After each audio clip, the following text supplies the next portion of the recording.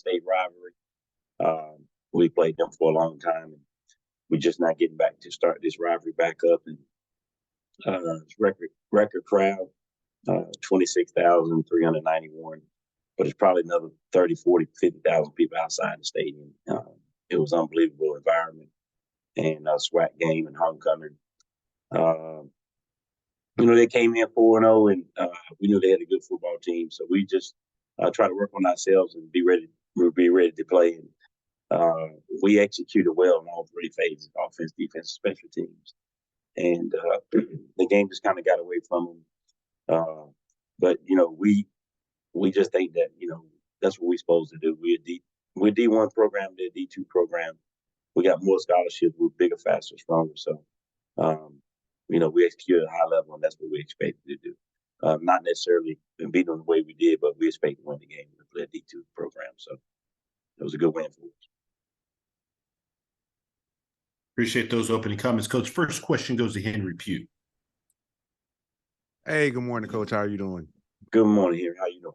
Doing well, Coach. It was an amazing atmosphere out there on Saturday. Now you're on the road, at least physically, away from home for the next month. How do you, navigate that? Just being away from home, and would it be up a desire to be at home a little bit more? Well, it's always nice to be at home in front of your home crowd, sleeping in your own bed. But I like away games. Kind of get the guys away earlier than normal. They stay together. Don't have to worry about all the distractions of your family coming in, wanting tickets, and your cousins coming in, want to get on the sticks and try to keep you up all night. So we kind of keep those guys together, keep them focused, keep them looking at these scouting reports, and then you're together. So I don't mind that. I don't mind being on the road. I think it's good for the road team to come in a little bit more focused, in my opinion. All right. Thank you, Coach, and congratulations again. Thank you. Next question goes to Dr. Cavill. Good morning, Coach Maynard. Caught up with you on Saturday. It was good to be in the house and see your team perform at a high level. Thank you. I want a little bit about Quincy Casey. I know there's a lot of stalwarts, a lot of players made plays, but he's been progressing in your offensive scheme. What are your thoughts in terms of what he's been able to do, not just in this game, but over the last couple of weeks? Yeah, he's playing great right now. He's playing at a high level. He's taking what the defense gives him. He's getting his in out of plays, throwing to the right guy. Yeah, he's throwing on time. So he's doing all the little things that good quarterbacks has to do. And as you can see, he put up good numbers the last 2 weeks by doing that. And so as long as he can continue to play one play at a time, take what defense gives him, he's going to continue to play well. And we look forward to it. I know a lot of times you focus on what your team does, but obviously you look at the opponents and see matchups and things of that nature. In this case, this follow-up week is against Jackson State, Mobile, so neutral site game in that framework. But with that being said, what are the challenges in looking at a team that's coming off a bye week? You tend to be able to look at some tape and get things, but it can change a little bit after a bye week. How do you go about that framework from your opponents when they're coming off a bye week, or if anything? It's still the same. We got to take care of us. We got to be ready to play. Will they put in a couple new wrinkles? Probably so. They'll probably put in a blitz or two that we haven't seen. They'll probably put in a new play or trick play or do something that we haven't seen. They had a week off to kind of heal up, rest up. That's always good for everybody, not just them when you got an open week. So we understand, they coming off an open week.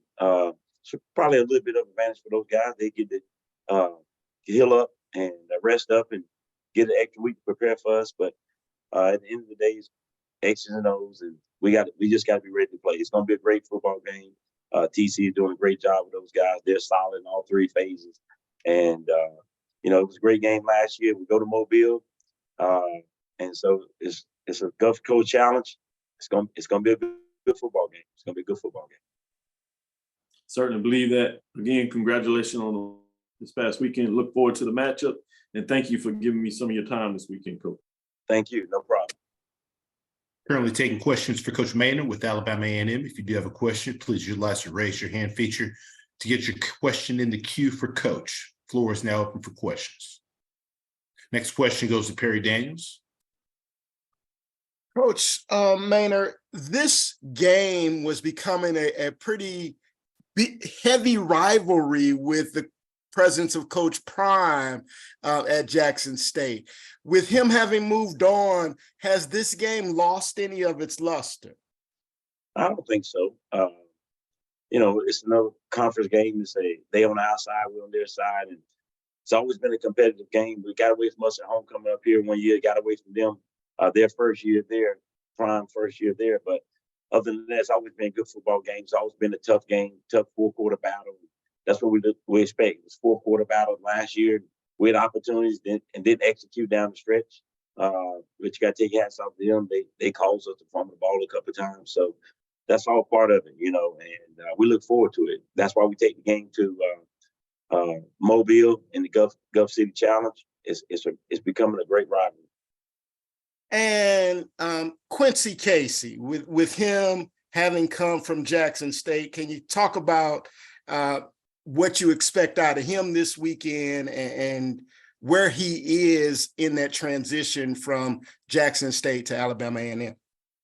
I don't know 100% because I can't read minds, but he gonna want this game a little bit more than anybody else because he came from Jackson, and that's what I got to remind him of. That listen, yeah, I know it's Jackson, but it's the next game, it's the biggest game on the season because it's the next game, not because it's Jackson.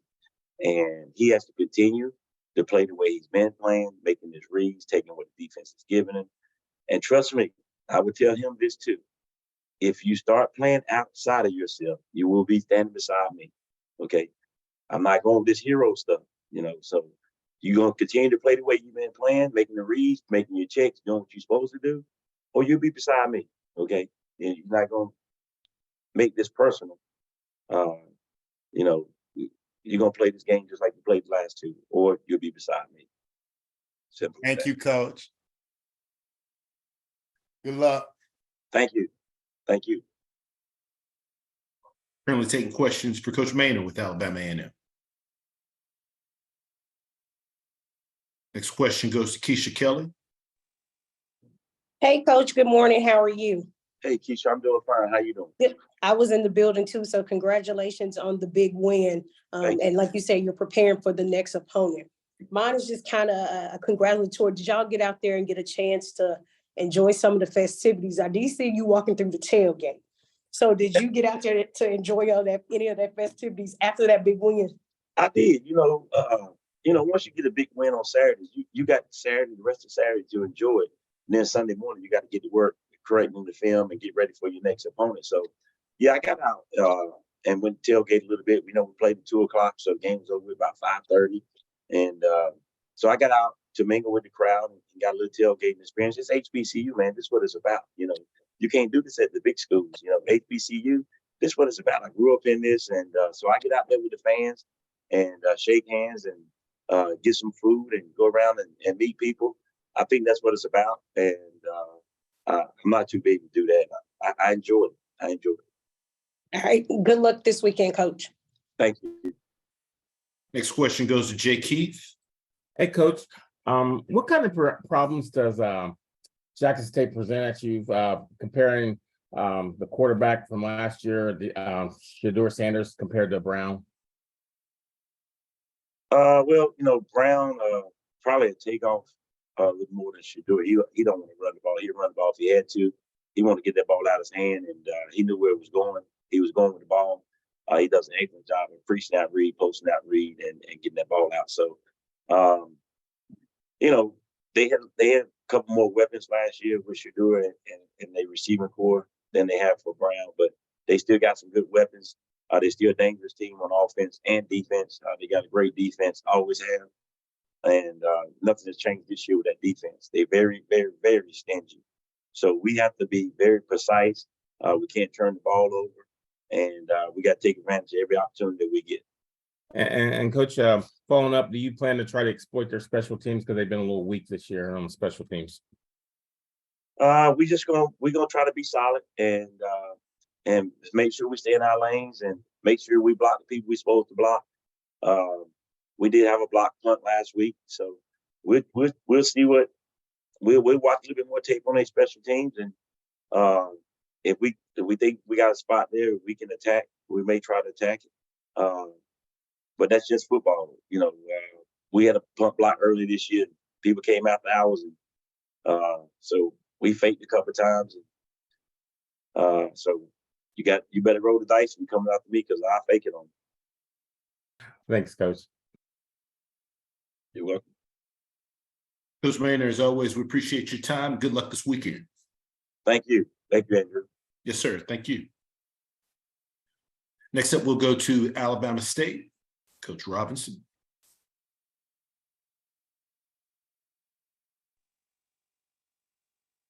You see that we have Coach with us. Once again, if you do have questions, we're going to ask you please utilize the raise your hand feature to get your question in the queue for our coaches. With that being said, happy to be joined by Coach Robinson with Alabama State. Coach, if you could please start us out with an opening statement recapping your team's most recent home outing versus Alcorn State. Yeah, good morning, everyone. Appreciate you guys all coming on. Had a great SWAC game at home, had a great crowd. I think our crowd has been playing, showing up really well for us. I think the participation has been great. Urges on for a victory. We couldn't get it done. Fell short. We had a lot of opportunities. Game went into overtime. Braves made a field goal and we couldn't. So they kind of showed up like we expected they would. We knew Coach McNair had those guys playing hard for 4 quarters. Game went back and forth. A lot of close calls. A lot of coulda, shoulda, woulda. Had a late fumble. That gave them a chance to kind of get back in the game, and they took advantage of those opportunities. Once the game went into overtime, we fell out a little short. So we just have to get everybody back, regroup, winning each day, get focused, and can't look at the coulda, shoulda, wouldas. What should have happened, happened. That's the message to the team. And now we got to learn how to close out games and get W's. Appreciate those comments, Coach Robinson. We'll now open it up for questions. If you do have a question, please utilize the raise your hand feature to get your question in the queue for Coach. First question goes to Dr. Cavill. Kenyatta Cavill. Dr. Cavill's inside the HBCU Sports Lab. Morning, Coach Rob. Good morning. How's it going? Going pretty well. You talk about the back and forth of this game. You've had a couple of these close, tight-knit games, some that go in favor of the Hornets and others not. Just talk about the strength of the conference in regards to battling each week with close games that seem to go down the stretch. How do you continue to prepare your team to understand the need to finish plays such that you can come out on the top of things? Yeah, it's a lot of it is situational football. We spend a lot of time trying to figure out how to close out the half, close out the games. You do a lot of 2-minute drills in practice, a lot of situational stuff, a lot of 4-minute drills, learning how to protect the football. You just can't give up a fumble in that situation. We know the kids are trying hard. They're giving us great effort, and that's the biggest thing. I think it really just comes down to sharpening your pencil. From a mental aspect, you have to really finish it out. So we'll work on that this week in practice. The end of practice, that last period, we'll call them all up. Hey, man, this is the 4th quarter right here. So let's come here and simulate it. Let's make sure we don't have any mental mistakes. The effort's there. So now we just have to make sure that we're detailing all the things we're doing in those biggest part of the game. Next is a divisional matchup against Bethune-Cookman, coming into they're in a similar situation. What are your thoughts in terms of what they're doing on offense and how you look to exploit it, if you can, on your offensive schematic play? Yeah, I think with us, looking back at the Alcorn game, we had some chances. Aaron had a really good game against us, quarterback for Alcorn. He made some really big throws at the end. So I think we just have to tighten up our coverage. The pass rush got there at times, but other times it didn't. So just have a more consistent pass rush. Just tighten up what we have to do in the back end. So I think right now we just have to play, better Alabama State football. I think, Coach Woody has those guys coming off a bye week. So they'll be rested, ready to play. They'll probably have another scheme or two in there. But at the end of the day, once you line up there and start playing football, they'll know what we're going to do, and we're going to figure out what they're going to do. And then the kids just have to go out there and make the plays and just excel when the moments come. Thank you, Coach. Look forward to the matchup. Good luck. Appreciate it. Next question goes to Henry Pugh. Sorry about that. Good morning, Coach. How are you doing? Good morning. How's it going? Going well. I know when we spoke last week about the quarterback situation, you said that D. Davis still has a place in this offense. Bringing him in when you did in the game, was that just kind of was that plan to kind of bring in a spark, or was that kind of due to Stewart's performance? No, it was just to bring them in the game. The plan is to play both of those guys. You know, both of them know they have to manage the game. Of course, if one of them's managing it better, then he'll probably play more. But I think you know, they have a lot of similar qualities. They both can run every play in our offensive playbook. D. Davis probably is a little bit more of an aggressive runner, and I think he enjoys running the football more. But other than that, you know, we feel like everything is open as far as runs and passes with both of those guys, and they both deserve to play. So I think they compete hard in practice and they push each other, and I think they compete each other in the game. But a couple of those plays when D had a long run, he maybe took a big hit. It just made sense to, hey, let's get Stu back into the game. So we kind of manage it, you know, based on the feel of the game, and not so much this kid has to get this many plays. And they understand that. If you're playing better, you're on the roll, then we're probably going to let you keep going. But at the end of the day, we expect both of them to play. Yes, coach. And to follow that up, it looks like almost everybody on your team got a chance to run the ball as you guys established a great running game. Was that by design as well, or is that just kind of what Alcorn, you know, Alcorn gave you? Well, you know, we went into the game and we wanted to establish the run, have a couple of different sets and just show a different look. And it started to work. So, you know, if you're a coach and it's starting to work, you stay with it. You know, it wasn't probably the intent for us to run the ball that many times, but just the flow of the game. And we felt like it gave us a chance to win at the end, which it did. I mean, we were down there on the 15-yard line up by 3, you know, with a chance to either score or to run the clock out. Unfortunately, you know, our guy had a fumble. Their guy actually made a really great play punching the ball out. But in those situations, it's about the will of the man. You got to hold the ball. You can't allow that to happen. And that gave them a chance to get back into the ball game. And then they took advantage of it. They capitalized on our mistake. And we had a chance to get a pick 6 to end the game, and we dropped it. As the football guys, as you know, you drop that interception, the next play they get a pass down to the 10-yard line and get the game in overtime. So it was just that type of game. It's a lot of lessons for the kids to learn. You know, Alcorn State made their plays and they took advantage of them. We had our chances to make them, we didn't make them. So that's how football goes. All right, thank you, Andrew. Do I have a chance to ask possibly one more quick follow up? We should. Let me just work Duran in, and then we can circle back to you. All right, thank you. Yes, sir. Next question goes to Duran Snyder. Oh, hi. This is Darren Snyder.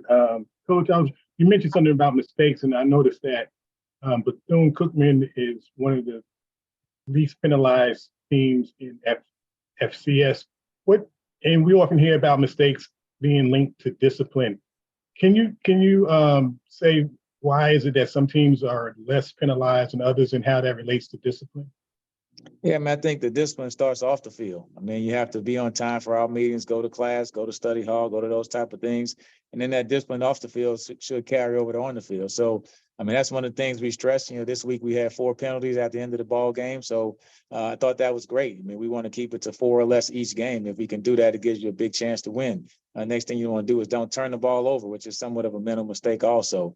But we had the 3 turnovers. So you have to play that good disciplined brand of football. And like you said, Coach Woody has those guys playing that disciplined brand of football. We want to bring that same thing to the table. You know, play hard, play fair. But at the end of the day, you know, some fouls you just can't help, but you can't just have the silly penalties, which we did a better job of that this week. So, like, there are drills and such for different techniques, but how do you strengthen discipline to not make mistakes? Yeah, I think you have to emphasize it in practice. You know, when guys make those mistakes, you have to take them out, give them some down up, stuff like that, just to get that mental aspect of it. But the biggest thing for the holding, you have to teach them, hey, let's put your hands inside. You know, you can't pull them back till you run your feet. A lot of it is just if the effort is there, then you can win on that aspect of it. Some of it is just the high energy and nature of a violent game where you may get a little bit outside yourself. And you can live with some of those if it's an aggressive foul and just, hey, it was one step away. But the biggest thing, you have to be conscious of exactly what you're doing. It's more of a mental aspect and still play with that physical intensity. Okay, thank you very much. Absolutely. Last question goes to Henry Pugh.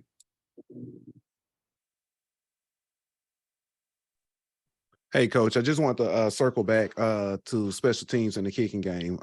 Kickers are probably the most, it's probably one of the most mentally challenging positions because, you know, you stand off by yourself most of the game, only need it maybe once or twice a game. And then if something happens, you know, you're looked at. So how are you able to encourage your kicker through all of this? Because we know we talked about this week one, he missed the 2 field goals then. So is this kind of a mechanical thing? Is this a mental thing, or what are we looking at with that one? Yeah, so I mean, I think he's a confident kid. He kicked a lot of big kicks, won state championships down at Miami Central. So we know he can make big kicks. His first kick was a 48-yarder in the Magic City Classic, and he made it. But it's not just the kicker. It's the snapper, it's the holder, it's the kick. One of them we had a bad hold with, which is a bad snap. So it's the whole operation. We'll do pressure kicks in practice. We'll get everybody surrounding them, jumping up and down, and squirt water on him and all those type of things. So you try to recreate the pressure in practice. If he misses it, the whole team will run something extra. So that way he can realize that he has to be there when the big game comes, when the big time comes. But, kickers, I've never kicked in a college football game, so it's hard for me to tell him exactly how to do it. But from a pressure standpoint, I've been in pressure situations and I can explain that to him. All right. Thank you, Coach, for your time. Appreciate it. Coach Robinson, as always, we appreciate your time. Look forward to speaking to you again next week. All right. Thank you, guys. Appreciate it. Thank you. Now go to Alcorn State and head coach McNair. Coach, as always, thanks so much for taking some time to join us. If you would please start us out with an opening statement, recapping your team's win on the road at Alabama State. It was a great road trip for us. I thought that we did the necessary things to come out with a win. Coach Robinson had those guys ready to play football. It was a hard-fought ball game to the end. I think both teams was very physical, played very hard. They really strained themselves at the point of attack. We had some turnovers there that we capitalized on in terms of what we had to do. In the final drive, we had an 89-yard drive to get in field goal range, and Kiana kicked the field goal to tie this thing up and going in overtime. Just a matter of the getting in possession and kicking the field goal in overtime to kind of win it. And of course, they had a chance to tie it up during overtime, and the kicker missed it. So fortunately, we came out with a great win, a great atmosphere. The crowd was phenomenal, man. It was a great place to play football. Other than that, just good to have a victory in a SWAC game again. Both teams played very hard. Appreciate those opening comments, Coach. First question goes to Dr. Cavill. Kenyatta Cavill, Dr. Cavill's inside the HBCU Sports Lab. Good morning, Coach McNair. Good morning, Doc. Thank you. I want to talk a little bit back. He is in line as a candidate for our weekly Big Ben HBCU Football Player Award coming out of state of Texas, 6'1", 200-pound Missouri City, Texas, as you know. Had a big, in a lot of ways there, 32 for 46, 370, 2 touchdown interception, but he seems to be playing well, seems to be playing better in a lot of ways. What are your thoughts in terms of this play? Harriman's done a great job managing the offense, and that thing that we look for. He's grown up since last year when he first became a starter last year. He made that giant step for us to be able to run his offense the way we need to be run, and he's playing flawless, taking care of the football. I know he had an interception during the course of the game this past week, but other than that, I think he's been taking care of the football well, doing the job that we asked him to do. Just manage the game, convert on third downs is the biggest thing, not taking sacks. So that those things like that, the little things that really help a quarterback manage a football game. He's doing those things very well for his offense. I imagine at the end of the day, the most important thing is about getting the W. As you move forward in terms of next week's game against Grambling, can you talk a little bit about seeking to try to get your run game going in some aspects over the last couple of weeks? It's probably not been where you would want it. Can you talk about what you want to see moving forward, particularly in that matchup against Grambling? Well, we know everybody's going to try to stack the box against us and try to stop Howard from running the football and make W. So, it's good to have a good passing game to complement that in terms of what we do offensively. So we can't establish a running game. We have to. I know a lot of people start dropping 8 on us and then think we can pass the ball and not run the ball. So We're gonna get better at that this week. It's all won in the trenches. But it's offensive defense, you know. Mhm. So we just got to line up and do a better job up front, creating space for our running back. So we're capable of it.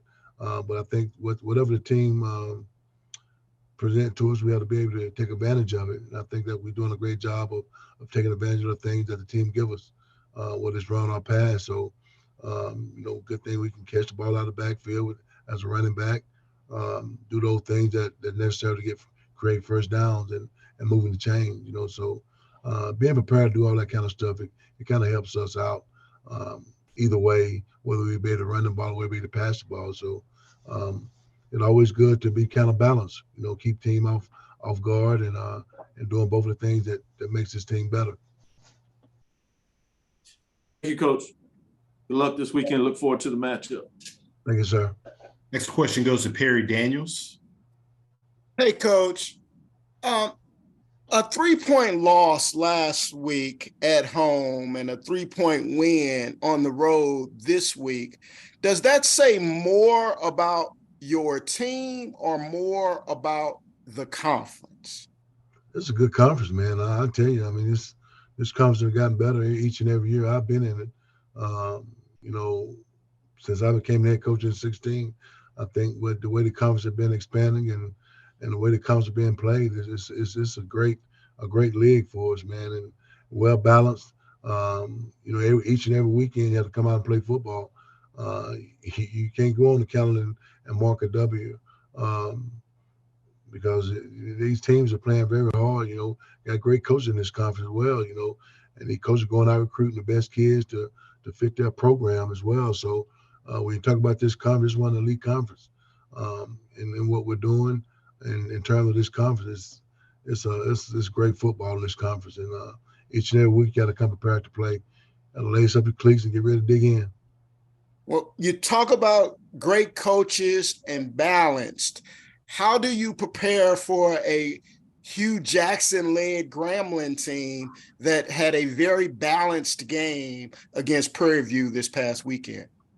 Well, we got to look at the things we do offensive, defensively, and kind of see what they're doing schematically over there in their running game. We got a good running game, and of course, Crowder's playing very well as a quarterback. So they well balanced. You know, we just got to be able to make adjustments and get them off their platform to do other things they're not used to doing. So take away the things they do great in terms of offensive, defensive. So I know Coach Thornton, he's a great defense coordinator, a great play caller. So we got to be prepared offensively for the things he's going to have for us defensively. So they're a well-balanced team. So we got to take care of what we need to take care of as Alcorn Braves to kind of put them off their platform. Thank you, Coach. Good luck. Thank you, sir. Currently taking questions for Coach McNair with Alcorn State. If you do have a question, please utilize the raise your hand feature to get your question in the queue for Coach. Floor is now open for questions.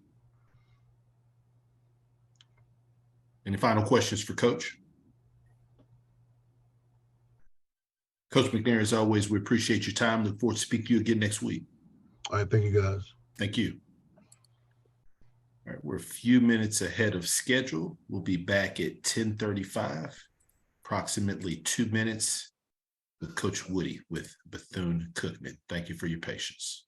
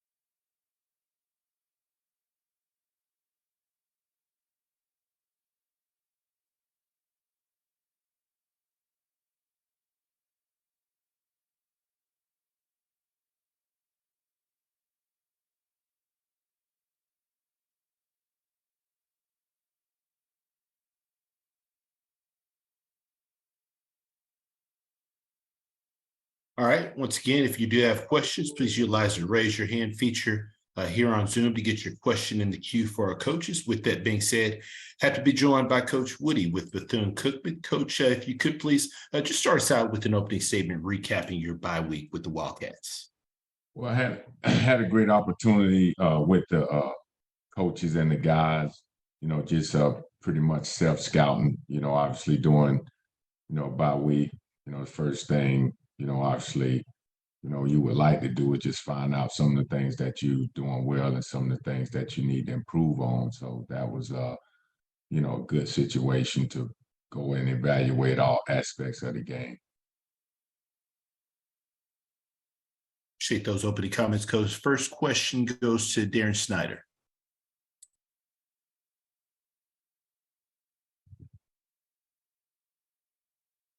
Yes, good morning, Coach Woody.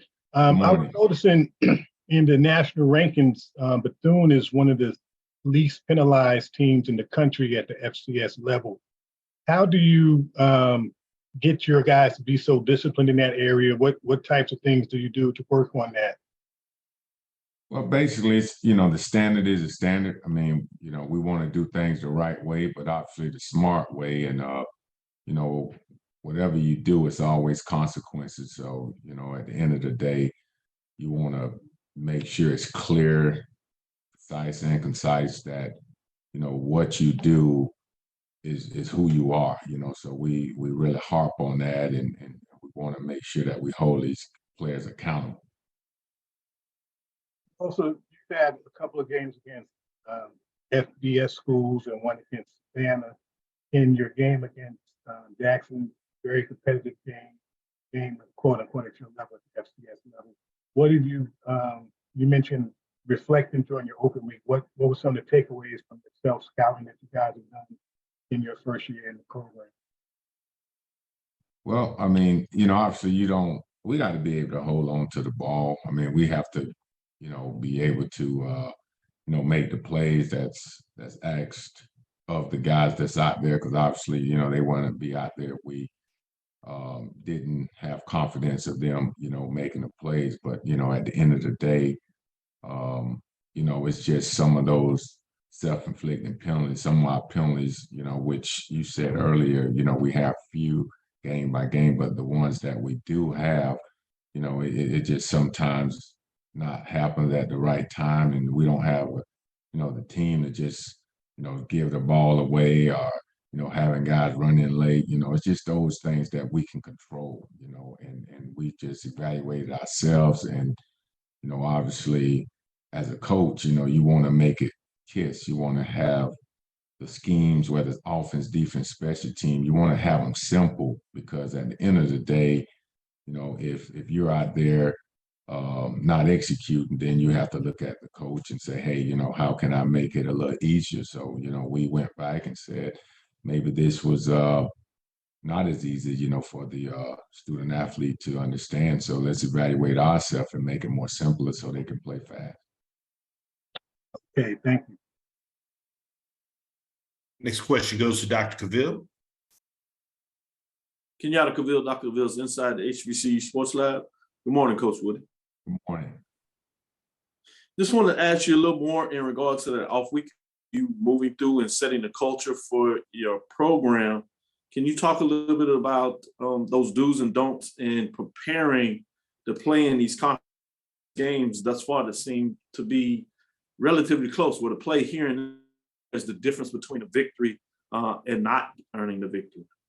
Well, we just have to, put those guys in those situations and practice, to see how they respond. And then, obviously, situational ball is always good, because I really feel like it's not just practice, it's perfect practice. So we have to make sure that our guys understand that, when we're in these crucial moments, that, the things that's hurting us, can't happen. So you put them in those situations over and over again, and hopefully the next time they're in those situations, they will execute, and it won't cost us big.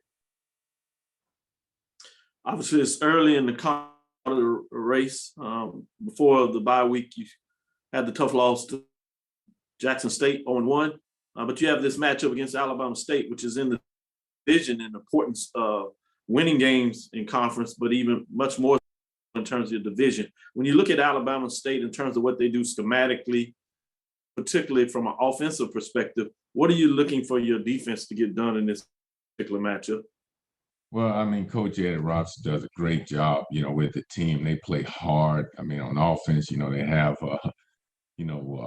really good players, and they play two quarterbacks, and obviously, those guys, they're going to be ready to play, and we just have to continue to be disciplined. Have to make sure we master the basic fundamentals. Being able to fit our gaps, tackle well, and don't let the ball go over our head. That's the key. I mean, but I tell you, they have guys on that football team that can make you pay if you're not in the right position. Right, absolutely. Thank you, Coach. Thank you. This weekend, look forward to the matchup. Yes, sir. Take care.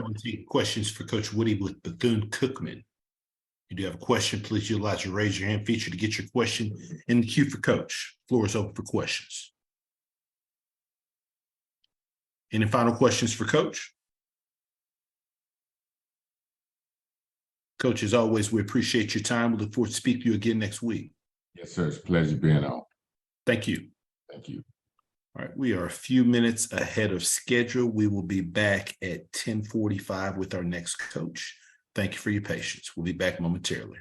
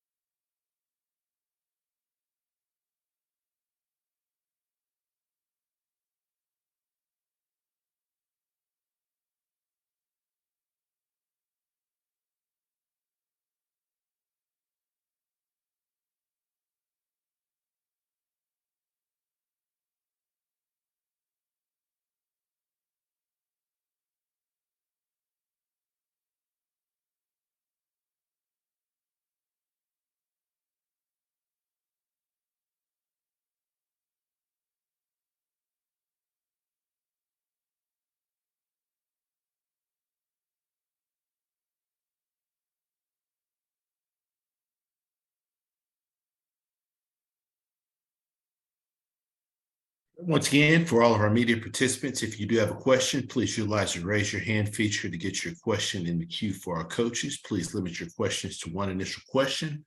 potentially a follow-up question. If we do have time allotted under coach's availability, we will circle back to get additional questions answered. With that being said, we will go to Coach Simmons with Florida A&M University. You see, we have Coach Simmons joining us now.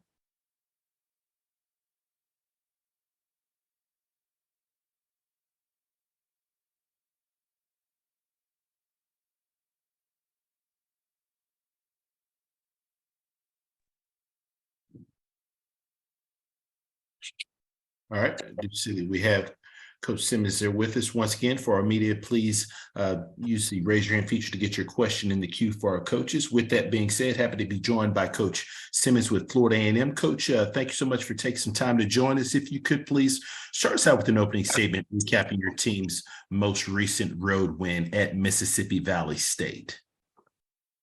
Yeah, definitely. Hard fought game. Obviously, talked about it last week. It'll be, as always, a tough place to play, and for the first half that showed. And our guys didn't come out with the intensity and the focus that we needed offensively to put points on the board. Fortunately, the defense was able to get an early touchdown for us and play great ball throughout. And halftime, we challenged the guys to lock in and do what needed to be done, and came out the second half with a different mindset. It was able to score 3 straight drives and kind of put the game out of reach. So good conference win. Always the goal to stay top of the standings and control our own destiny. We're doing that right now, and obviously a huge task for us this week. Southern's always a great contest, true rival in every sense of the word. So Baton Rouge is an extremely difficult place to play for other reasons, and they'll have a great crowd, great turnout. And we know we have our hands full with a team that's playing its best ball of the season right now. So looking forward to the challenge. This is why you come to FAMU to play games like this. And I know it's going to be a great atmosphere, great environment. And this is a game that I think true football fans want to be a part of. Appreciate those opening comments, Coach. First question goes to Kendrick Marshall. Hey, Coach. After the game on Saturday night, you commented that you weren't too pleased with the offensive performance, not only that night but throughout the season. What have you seen from the offense that kind of made you kind of challenge them to be better and kind of want them to be better? Well, just the relentless mindset that it takes to be a dominant offense. We're trying to match the intensity of our defense, and those guys come to work every day. They don't complain. They practice through injury. I mean, they do all the things that it takes to be dominant, and it's showing up in how they're performing. Offensively, we need better leadership. We need more consistency from the top down. Everybody looks at Moose as the leader, but it takes more than just a quarterback. So we need everyone involved to understand the expectations of what it takes to be a successful unit. And once we're able to do that, I think we can have the success that we envision, because we have the talent, but we've been saying from the beginning, talent's not enough, and we got to clean up some other areas to reach our full potential. Okay. As a quick follow-up, speaking of your quarterback, you took to social media yesterday to defend him from some criticism he'd been receiving. Why did you feel like it was important for you to step out like that and do that for him? Well, because again, he's the unquestioned leader of this team and the unquestioned starter. There's no quarterback competition. Moose can't play himself out of the position. We go as he goes. And the criticism is going to come. We talked about that the very first day he stepped foot on campus. To be the quarterback at FAMU, you got to be able to handle the criticism. So, it wasn't defending him per se. It was just to let everyone know, you can talk all you want to, but until you coach him and until you call the plays here, there's no quarterback controversy here at FAMU. Moose is our guy, and he's going to be the guy, for the rest of the season. All right, thanks, Coach. Appreciate it. Appreciate you. Next question goes to Dr. Cavill. Kenyatta Cavill, inside the HBCU Sports Lab. Credit to your team. May not play up to what you want them to play, but they got the victory as you continue on. So I want to move into the Southern matchup, which a lot of people rankings have out there. You're talking about a top 10 matchup. You're going long history between these two programs, but with that being said, you're going to get the best of them the last couple of years. What do you see in terms of that is leading the conference in a lot of ways, particularly at front seven? What do you see that they're able to do well on defense, and how do you want to attack it? Well, Don, they play extremely hard and they're sound. They're not a team that's going to try to out scheme you and try to trick you. They're going to line up and they're going to come after you. And it starts with the front four. When you have a front four like that, you can do that. We're very similar with how we'll attack people. We're not concerned with trying to out scheme people. We feel if our defensive line sets the tone, everything else takes care of itself. We can sit in base defense all day long and make you try to throw the ball around the yard and allow our guys to pin their ears back and come get you. That's what Southern does a great job of. They commit themselves to stopping the run first, and then everything else kind of flows off that. So they've been a tough outfit. Dooley's a great coach, has shown that throughout his career, and they're a talented football team. So I think it's going to be a team of a test of wills. Both teams want to stop the run on defense. Both teams want to establish the run on offense. And if we can do that, then our passing game opens up. But I think it's going to be a great, great challenge of who can impose its will on the other team. I want to take it off of this matchup and go in a little philosophical direction of thoughts. You've been part of various conferences of different levels, head coach, assistant coaches, BCS programs. What is the nature of conference matchups that make them tighter? Who you playing? You come in top ranked, if you would, number one ranked team, somebody else not as much, or the opposite, you come in and go against somebody. What conference play that makes matchups challenging? We see that across the board at different levels. Well, because of the familiarity. You're going to play the same teams every year. The NFL does it twice. They play the same team twice in the same year. So just knowing the personnel, knowing the schemes most of the time, unless you have a new coach. I've been facing Eric Dooley for my entire career in the SWAC, and he's going against me. And so there's not, he can, his scout report on Sunday is the same as ours. Like, I know what he's going to do. He knows what we're going to do. It's a matter of, can we stop what they do? Can they stop what we do? Who can beat themselves and impose their will? I think that's the trick in any conference matchup, because of the familiarity that you have with the teams. And then in the importance of the games. You want to win the non-conference games for records and standings and rankings, but when it comes to conference play, everything you want, for most teams, they say their season starts when conference play starts. A lot of people play 3 to 4 non-conference games first, and then once they get in the conference, no matter what happened the first 3, the season starts. So you can be 0-3, 0-4, but everything's still in front of you because you still have the conference to play. And so those games have a lot more at stake. And so the stakes, the familiarity with the teams, the trash talk between the fan bases, I think that's what makes conferences so important. And I think that's starting to get watered down with all the conference realignment. You're getting a lot of these non-traditional rivalries that are coming to play with teams on coasts going against each other. Naturally, East Coast versus West Coast, those aren't rivalries. They may be coming down the line, but you're not going to get the same thing as an in-state game or a cross-state game or something that's been going on for years and years. Thank you, Coach. Good luck this weekend. Looking forward to the matchup. And I like the quiet shout out you've done with your hoodie there today. Represent the women's sports, baby. No doubt. Next question goes to Henry Pugh. Hey, Coach. Good morning. How are you doing? How you doing, Henry? I'm good. Congratulations on the win. I say on the field, and I have to say in Twitter as well. Let me ask you about that. Your fight against the Twitter trolls. What brought on? And I know it's kind of been all season and off season. It started off with the by 40, but now it feels like it's gotten a little bit more personal. What reached the point to where you ended up speaking out and defending Jeremy so much? Well, it's all in fun. The people who know me know that I don't hold grudges. I don't take anything personal. So I love our fan base. I've been a part of programs where people could care less whether you won or lost. Here, there's real passion, and there's a real expectation that every time we take the field that we're excellent. That's in our school motto. And so when we're not, I expect to hear the criticism. I tell our players expect to hear it. And so, me saying that yesterday, again, I'm going to answer questions in the media. I'm going to answer questions to my quarterback club on Wednesday, but I want to get it out there before I even have to get in front of media. Jeremy's our guy. He's been our guy for 2 years. The guy's won 13 games. He's preseason player of the year. He's an NFL prospect. He's our guy. Is he playing as well as he can? No, but nobody is at this point, and he's the only one taking the criticism. So I just wanted to get ahead of it. so I don't have to keep answering questions every time I get in front of an alum or someone about our quarterback situation. There is no controversy.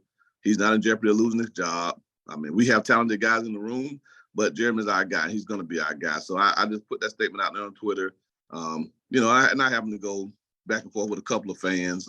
Again, all in banter, all in fun, and I hope they didn't take it personal. A few of them actually inboxed me and apologized for it getting public, but I don't take any of that stuff personal. And people think that, if they think they do, they don't know me. So I had time with a long bus ride from Itabena. I slept on the bus, so I had a lot of energy Sunday morning. So I decided to blow some of that steam off on social media, but nothing major. I don't think it's a story.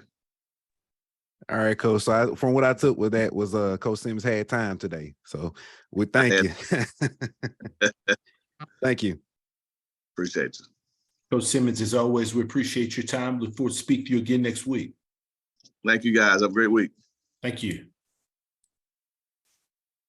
We'll now go to Grambling State. Head Coach Jackson.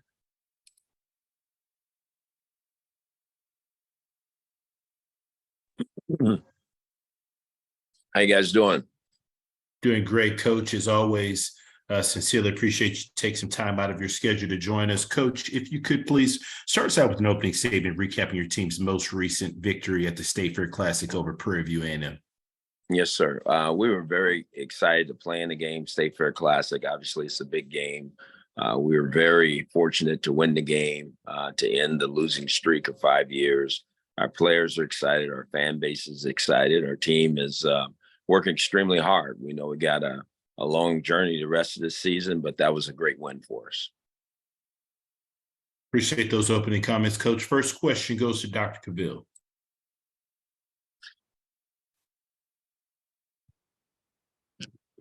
You're on mute, Doc.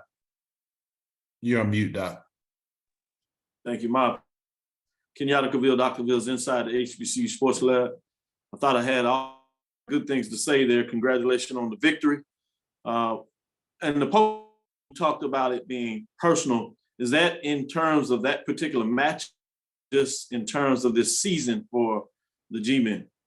No, I think it's in terms of season for the G-Men. We didn't perform last year the way we thought we could. Our coaching staff as well. And I think what we've done is we've, circled the wagons and boarded the hatches and said, hey, look, let's make this season about getting Grambling back to where they need to be. So it's going to be a personal season for us. Offensively, it seems like pretty much all season you've been able to be very in terms of balance, being able to get it done in the air, being able to pass, getting it done on the ground, running the ball. But people may have had about the defense, but over the last couple of weeks, the defense seems to be playing better. Well, what are your thoughts going into this Alcorn game? You had road and you want to continue the momentum, obviously in a conference game and division showdown as well. Oh, absolutely. It's a big game. Obviously, it's the next one on the schedule for this Alcorn. It's their homecoming. They had a big win this past week. We want to keep our momentum going. We understand the opponent. It's going to be a tough fight, tough game. But we're going in there with the intentions to go win the game. Thank you, Coach. Matchup. Sure. Next question goes to Perry Daniels. Coach, you congratulations on the victory. You threw the ball 41 times, you ran it 40 times. Talk about the importance of having a balanced attack in games.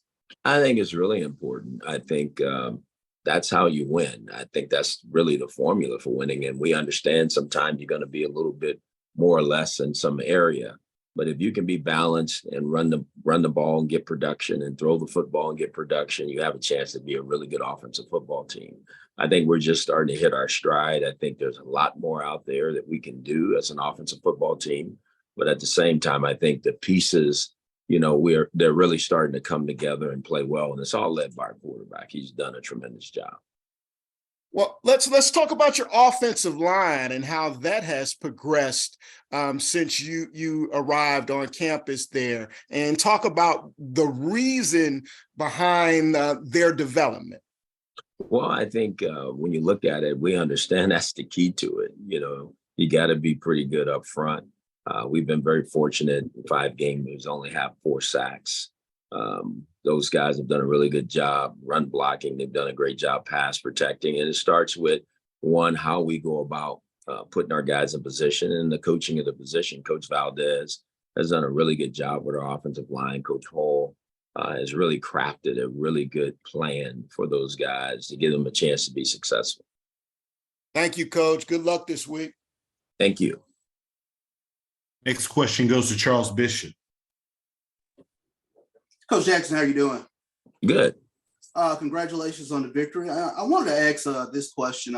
What has been the secret to your success this season, especially scoring in the red zone? You guys, 94% scoring in the red zone with 15 touchdowns. Even this game, you were 6 of 6 in the red zone. So curious as to what has been the secret to the sauce. No, I just think it's how we plan it. It's how we go about it. You know, that's a staff thing. We work at it. It's important to us. We know when you get down there, you need to score touchdowns. We was not as efficient this past week in the game as we like. We down there a couple of times and penalties pushed us out. So, but we can be better and we got to do better. And so I know everybody thinks that's a great clip at 90%, but we expect to be better than that because when we go down there, we have a very good plan on how we like to try to get the ball into the end zone. One follow-up question, late touchdown in that game against Prairie View. What sort of went into the mindset with regards to game in hand, but going ahead and pushing in for that late touchdown? I think it's important that you let your players play, you know, and we just ran a basic football play. I mean, it was going to be the end of the game and we ended up scoring. It had no other meaning to it other than that, you know, it's just line up and snap the ball and want the quarterback to have to take a knee or anything like that. It's just hand it off and see what happens, and it led to a score. Sure thing. Thank you, Coach. Sure. Next question goes to Henry Pugh. Good morning, Coach Jackson, and congratulations on the big win. Thank you. Coach, we talked previously, felt like the one thing about your team that wasn't right was the defense. Something's clicked. Something's clicked and that defense is rolling now. Is there something behind that as far as a scheme change or is, you know, just light switch go off? Maybe it's more light switch. I think we're a lot of good football players over there when you talk about Lewis Matthews and Sonny Anderson. Those guys understand that's not the type of defense we wanted to play. They needed to step up and start playing some good football. And so I think we've improved over the last couple of weeks. I still think there's a lot more improvement to do. You know, the key to this thing, as you guys all know, is to keep getting better as the season goes on. And so our guys are working at it. We're trying to emphasize everything what we think that we need to get better at, and we're going to continue to do so. And Coach, follow up, you've taken a lot of criticism just in your first two years here about what I guess the expectations.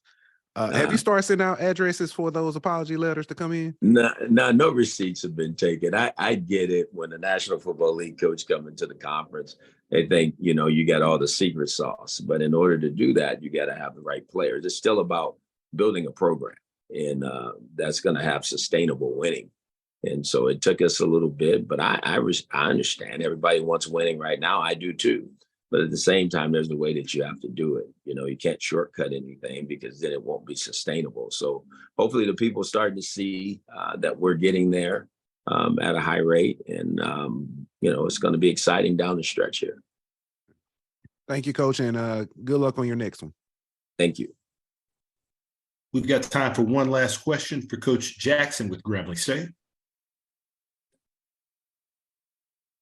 All right, last question goes to Kendrick Marshall. Hey, Coach, you talked about the process in which it takes to build a team. Coming into this season and through the first kind of like 5 games or so, what have you seen differences between this bunch you have this year and what you worked with last year in terms of getting to that point where you guys want to be? Well, this is more my team. You know, when I first got here, there was a lot of, you know, student athletes that were still here, and I didn't think it was right to run people out of here that way. I just didn't look at it like that. There's young men on scholarship with aspirations and goals, and I thought it was important that I understood the lay of the land first and foremost, understand the conference better and what we needed to do, whether right or wrong. That's a decision I made. But after last season, we started really recruiting to our profile and what we're looking for at all the different positions. We were able to accomplish that. And I think we're seeing the fruit of that happening. And you got to go get people that you want to align with. And I think we all understand that, but sometimes that takes time. There's more to it than just, throwing everybody out. At the end of the day, everybody wants winning, but I think everybody does it a little bit different. And I made that choice and decision. And last year was last year. And I think people see the changes we've made this year. Just a quick follow-up, Coach. You guys have #1 offense in the SWAC. You lead the SWAC West. Are you surprised of the progress so far, being that Miles Crawley, a transfer quarterback, is in his first year under your system? No, I'm not surprised at anything we're doing. If anything, I want more. I expect more. I expect more from our offense. I expect more from our defense and our special teams unit. I think we're just scratching the surface on how good we can be, but I think there's a lot of work ahead in order to get there. Thank you. Coach Jackson, as always, we appreciate your time. We look forward to speaking to you again next week. Thank you. Thank you. All right. Bye-bye. We'll now go to Arkansas Pine Bluff and head coach Hampton. You see that we have Coach there with us. Coach Hampton, as always, sir, we sincerely appreciate you taking some time out of your schedule to join us. Coach, if you would please start us out with an opening statement recapping your team's most recent home outing versus Southern. Yeah, obviously, we didn't play as well as we wanted to. Southern had a lot to do with that. Kids came out, first drive, got a big interception. We've done that 3 of the last 4 weeks, get a turnover, and obviously we didn't do nothing with it on offense. And we knew they had a good defense coming in the game, and, they made it pretty tough on us. 6 sacks.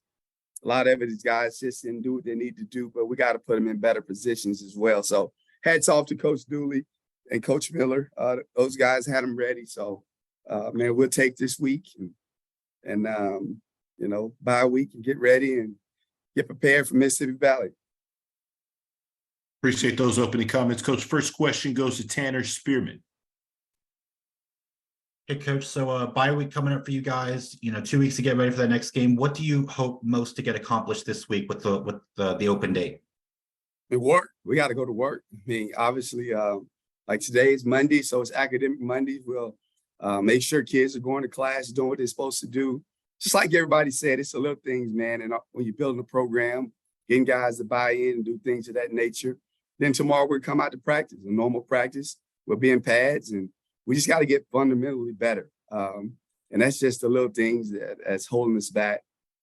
And so as a staff, that's the thing that we're going to focus on this week and focus on us. And then obviously you'll watch some film of Mississippi Valley and then kind of go from there.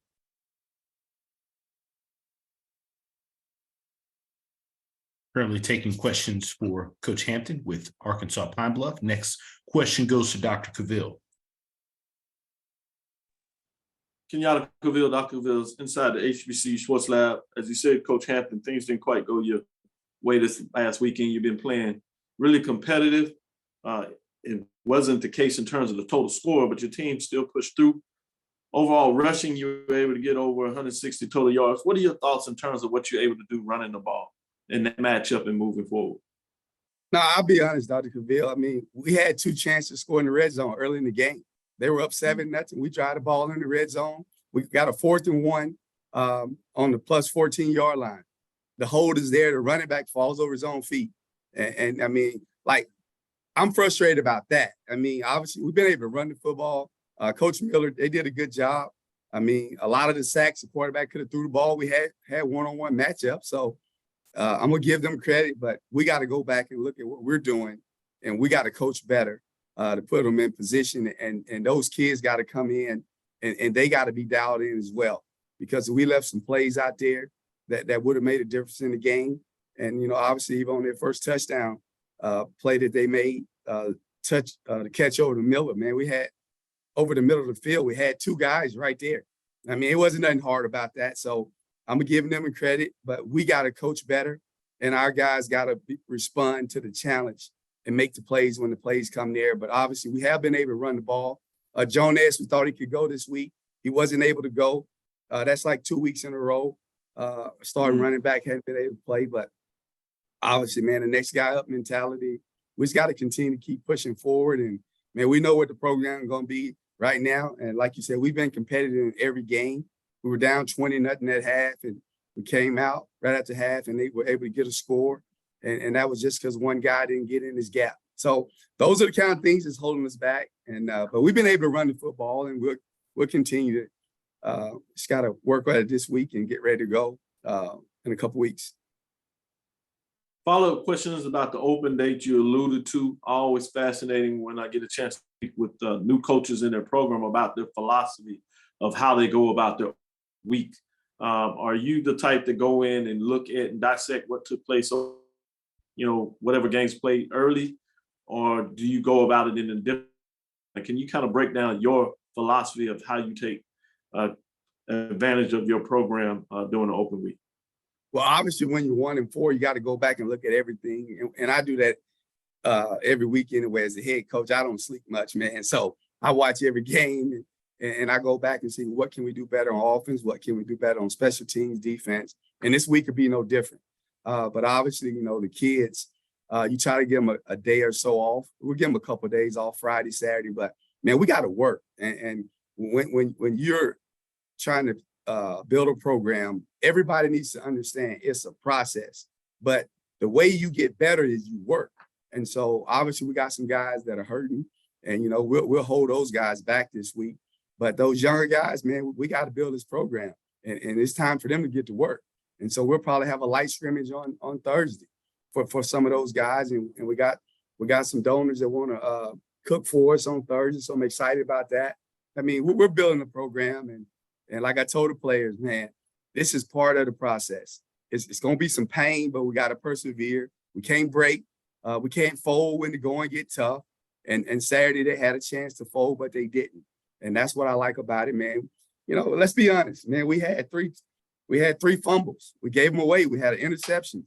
It was in the red zone twice. So, I mean, I'm disappointed in that. It's just like, we're getting close, but we're not there. I mean, Suggs is a really good program. Coach Dooley's done a really good job. But no, we watched the film yesterday, and players like, I did. Yeah. That's part of it, but we'll be fine. Thank you, Coach. Look forward to the following week's matchup when you get on the road to Valley. Yes, sir. Appreciate you. Currently taking questions for Coach Hampton with Arkansas Pine Bluff. Next question goes to Tanner Spearman. Hey, Coach, I'll tag in with one more. About halfway through your first season as a head coach, and you got 5 games behind you, 6 still to go. If we put the results aside for just a moment, talk about, Sunday through Friday, what's that experience been like for you as a head coach so far, just being with these guys in the locker room, on the practice field, and being able to lead them out every Saturday? I mean, that's been fabulous. I mean, I enjoy every single day. And man, if you could ever get in my office, man, I got notes all over. And I'm a collection of things, man. I take notes. Every day here is a different challenge. And man, I put it on my computer. I put it on my desktop. I throw it in this folder. And so I keep telling myself, we just got to be able to get through the first year. Because now I know everywhere to be, everything I got to do. I know when to put this business rec. I got to do this, got to do that. So it's exciting. But obviously, and I tell the players, it is my job to make sure they understand it's no pressure on them. I want all the pressure on me and the staff. I want you guys to go out and have fun. I want you guys to go out there, go to class and make good grades, be great in the community. Let me worry about all the other stuff. And so it's been fun from that perspective. And people say, Coach, you're always smiling. Man, I'm never not going to smile. Like, I haven't had a bad day. I'm not going to have a bad day. Now, I get disappointed when I don't win because I know the work that we put in as coaches, but that's every coach on this call. But I'm never going to be discouraged. Like, I know who holds my tomorrow. You can't get me with that. I mean, that scoreboard, yes, I'm judged based off that scoreboard, but man, I've already won in life. So you can't get me with that. So I'm going to wake up every morning smiling, motivated, and trying to get these kids to understand that we're going to be good. But in order to be good, you got to work. And that's where we're at with this program. Everybody that touched this program, from administration, from support staff to faculty, it's work to be done. And if we continue to just stay arm in arm, one team, one roar, then the Golden Lions will eventually get where we want to go. I just heard Coach Hugh Jackson, man, I Grambling got everything they need. And he said it last year. People was you have naysayers and they saying whatever, but guess what? Man, he stayed with the plan. Those guys are playing well. I know his offensive coordinator, Tony Hull. I worked with him last year at University of Louisiana Monroe. So they're gonna be fine. And that's what you have to do. You have to work through the kinks in order to get to the gravy. And so that's kind of where we're at with this program. We got a long season ahead. Hey, break came at the perfect time, and we're going back and we're watching all the film and getting all the good and the bad, making cut-ups and just showing our players, man, if you do this, this is going to happen. If you do this, this is what's going to happen, good and bad. So we're excited about where we're headed. Thanks, Coach. Thank you. Coach Anthony, as always, we sincerely appreciate your time. Look forward to speaking to you again next week. All right, man. Y'all be blessed. Thank you. Next up, we go to Mississippi Valley State. Head coach Kendrick Wade. Coach, as always, first and foremost, thank you for taking some time out of your schedule to join us. Coach, if you could please start us out with an opening statement recapping your team's most recent home outing versus Florida A&M. Yes, sir. First of all, good morning to everybody. We fought well first half, played pretty hard for 30 minutes. Had a big momentum change right before the half, and we never got back to where we needed to after that. It's kind of part of the process of taking over a program like this. Our next opponent, Prairie View, really good team. If you're gonna have any shot at beating those guys, you got to be able to stop the run. So it's a nice challenge ahead of us, and we're looking forward to it. Appreciate those opening comments, Coach. First question goes to Dr. Ville.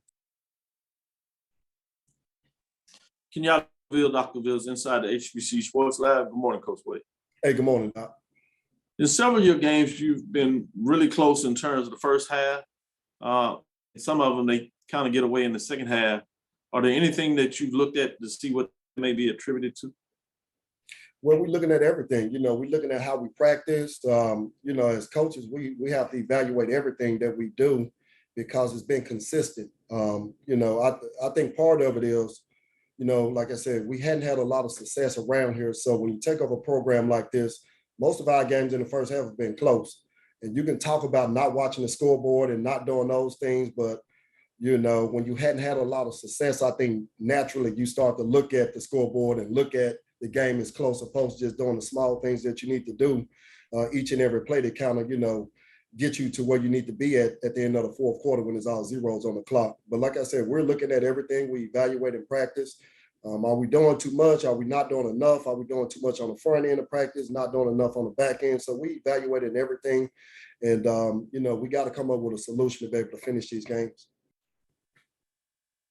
Follow-up question, as you talk about going into Prairie View, finding a way to stop the run. Valley over the last couple of years has had success about being the Prairie View killer, obviously in a lot of ways. Prior to becoming the head coach, is there anything that you want to get across to your team to not look back at that, or is that something that can be a positive in terms of looking at the ability to play in this matchup to get the W? Just day-to-day process for us. So like I said, we're not going to come in with a different message than we did the previous 4 games. But that being said, psychologically, I think there is a point to be made, to where we're able to say that we have had some success against this team. Maybe if we start fast, maybe we create some doubt in their mind, just really trying to get our guys kind of in a positive mind frame. But it'll be the same. To answer your question, it'll pretty much be the same. Let's come in, let's work hard, let's do what we need to do each and every day. And Saturday, it'll take care of itself, because what happened prior to us being here, it doesn't matter whether it was good, bad, or indifferent. We just got to stay true to who we are, what we do. That's fair. I know there's a tricky insight there. I appreciate your candor on that. Thanks, Coach. Yes, sir. Next question goes to Charles Bishop. Coach Wade, how are you doing? Hey, Charles, how you doing, man? Let me ask this question. Although the success hasn't come in terms of the wins for this program, what are sort of the incremental positives that you've seen here in your first year with Val? Man, you got kids that keep fighting. If you got some kids that's gonna keep fighting, that's gonna give you a chance. So guys are not giving up and they still believe. And after the game Saturday, we asked guys who still believe, and guys raised their hand, and we made them stand up and say, "Why do you believe?" We 0-4. We just lost our first home opener, first SWAC game. Why do you believe? So having guys be able to articulate those things gives us some insight and really just some motivation and inspiration to say that, you know what, we still got a shot because these kids believe. And like I said, we're on the right path. There are a lot of small things that happen throughout the game, some positives that we see that we try to use each and every week as we continue to build this program. And we're doing it the right way. There was a guy got suspended who was a starter. He was late for pregame meal. He got suspended. And a lot of what we wanted to do offensively was based around him, but he didn't play, because we're going to do things the right way. So we're not skipping any steps just to try to rush to have some success. We're just going to do it the right way around here. Sure thing. Appreciate that, Coach. Yes, sir. Currently taking questions for Coach Wade with Mississippi Valley State. Any final questions for Coach?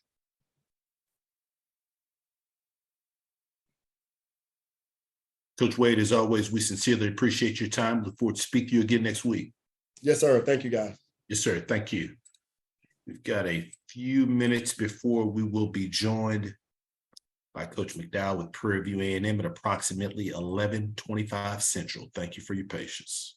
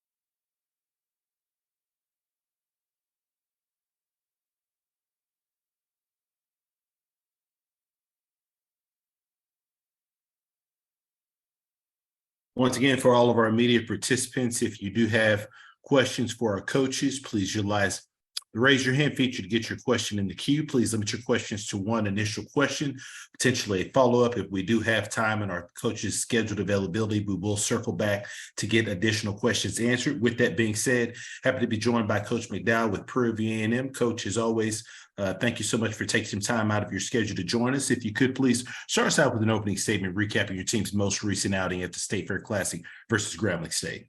Good morning, everybody. Yeah, it was a great atmosphere for good football, and good football was played.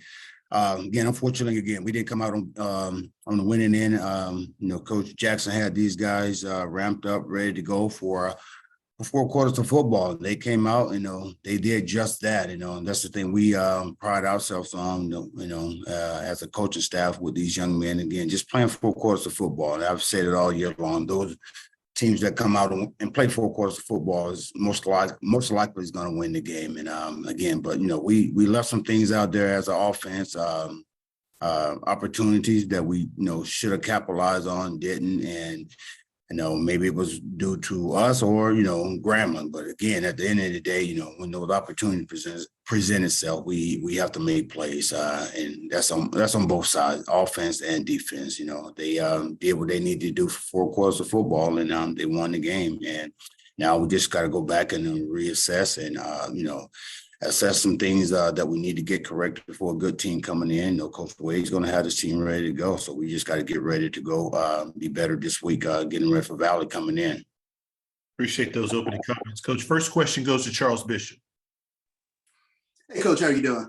Hey, Charles, what's up, buddy? I wanted to ask this question, and you and I, we've talked about some of the missed opportunities, and I wanted to ask missed opportunity right before halftime, knocking on the door there about the 2-yard line, end up with a missed field goal. But I want to ask, how much of a carryover effect does that have going into the second half? I think it has a lot, again, but that's what we kind of pride ourselves on, and me as a head coach and my staff. We got to get these guys back on track. And as I tell them, things gonna happen. You're gonna have those peaks, ups and down peaks during the course of the game. But bad things happen. You gotta be able to forget about it and still go out and play football, because there's a game still to be played, and a game. You want to win. So you harp on those bad things that happened, and more likely bad things going to continue. So we try to get them pumped up as much as possible to forget about the past and concentrate more on the future. Sure. Quick follow-up, tough emotional loss to Grambling, but I saw you gather the team on the field immediately post-game. What was your message to the team? Again, just keep your head up. We're gonna have to go back in, look at the film, see what you did wrong. Again, I thought we left a lot of things out there, opportunities, should I say that? Again, I thought had we capitalized on them, the game would have been much different. So again, just coming back in, making more important, making sure they stay together as a unit. Don't start blaming one another, because again, it's a long season. You never know what's going to happen. Every team in the West and the East, these guys are good. So you just got to be able to, stay together and then just take care of our business here at Prairie View. Sure thing. Appreciate that, Coach. Next question goes to Dr. Cavill. Dr. Cavill's inside the HBCU Sports Lab. Good morning, Coach McDowell. Up, Doc. Wanted to ask you about Trajan in terms of his game, 4 receptions for 109 yards. Wasn't in the end zone, but he racked up some yards there. We have him on our Big Ben HBCU Weekly Award watch list about his play. Can you talk about him a little bit in terms of what he's done this season? Yeah. Obviously, his past matchup. Yeah, young man he's steady improving each game. And again, we put ourselves in a position to make plays, and we've had opportunities to make plays. Those numbers could have been much greater than what he ended up with, had we capitalized on some catches and throws as well. So, and again, we didn't make them, and we just, tell these guys, they have to be ready to go next game. The next game is the most important game. That's Valley coming in. and get ready to prepare for Valley. We got to be better this week as we started today with practice, and that was my message to them, like be better than we were this past week, and things going to take care of itself. But he's continuing to grow and as well as he should, but again, leaving things out there for us to miss opportunities out there that we should be easily, catching and scoring with, but we haven't. We got to figure it out, and I'm pretty sure we will going forward. Follow-up questions about Mississippi Valley, but in a different perspective. Streaks come and go. Some of them good, some of them bad. Obviously, continue streak winning against Texas Southern University. And then you got busted the streak in terms of Alcorn State, the Braves getting the win on the road there. You come back, but then the streak stops against Grambling. Now you have an opportunity with Valley coming in there, and they've kind of been in years in terms of getting it done. What are your thoughts in general? Just go different ways in terms of what do they think about streaks of coming off of big wins, tough losses, or multiple years over different years, different coach at the helm at Valley. But what are your thoughts overall in terms of components, win streaks and losing streaks? I mean, streaks are what they are. I mean, good or bad. And I mean, it depends on the player. I mean, it depends on the team, how well they get up for it. Some guys get up for it. Some guys, it doesn't bother them because they just look at that. The next game is the game that they have to win. And that's what we try to strive our guys to understand, streaks are streaks, and as you pointed out, we was up on Grambling, the last 5 years, but now that streak is over. And the reason why that streak is over again, if you don't go out and play football the way you're capable of playing, that streak can end or it can continue. So we know that, hey, we have issues with the Valley teams and Mississippi teams. So we know Coach Wade going to have these guys ready to go, man. And as I said all year long, guys, we got some great coaches. You hear other coaches talk about, in the SWAC, from both sides, and you just never know what team is going to show up. But again, in order for you to be successful as a team, you got to go out and prepare yourself each week, to play this team like a championship team, man. Because again, they can come in and win at any time, and shoot, as we did. We went and won against Alcorn. So, we got to be able to just take care of ourselves, take care of business like we're capable of doing, and we're gonna be okay. Do not take anybody for granted, because again, if you do that, once again, you'll find yourself on that losing end. Thank you, Coach. You're welcome, Doc. Andrew, do I have opportunity for one follow-up question, quick question? Absolutely. Coach, I want to follow up specifically on Valley. They've kind of started slow in terms of the ability to score, whether it's running the ball or through the air. What are your thoughts in terms of getting some momentum in terms of the start of the game in this particular matchup against Valley?